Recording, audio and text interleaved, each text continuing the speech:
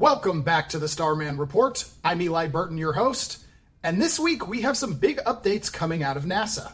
Starting off with the cancellation of the NASA VIPER project. Following a comprehensive internal review, NASA announced its plan to discontinue development of its VIPER, the Volatiles Investigating Polar Exploration Rover project. Moving forward, NASA is planning to disassemble VIPER and use its parts and components for future moon missions. Although VIPER is canceled, NASA is going to pursue other methods to accomplish many of VIPER's goals, including verifying the presence of ice at the lunar South Pole.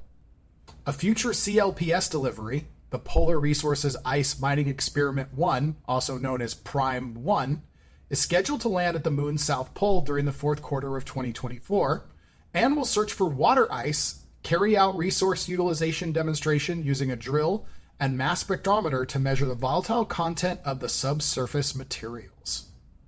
In other news, NASA JPL just gave a new update from the experts on the NASA CADRE team.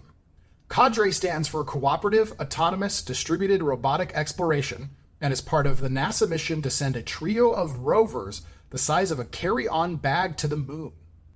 The project is designed to show how multiple robots can work together and explore a region autonomously. By taking simultaneous measurements from multiple locations, CADRE will also demonstrate how multi-robot missions can record data that was impossible for a single robot to achieve. This is a tantalizing prospect for future missions. Last but not least, this week we hit the 55th anniversary of the Apollo 11 moon landing. 55 years ago, Neil Armstrong and Buzz Aldrin were the first two humans in history to set foot on the lunar surface. And to celebrate, let's look back at the famous footage of Armstrong's one small step for man. Break, Buzz, this is Houston. Radio check and verify TV circuit breaker in. It's a little shadowy, but he said he expected that in the shadow of the lunar module.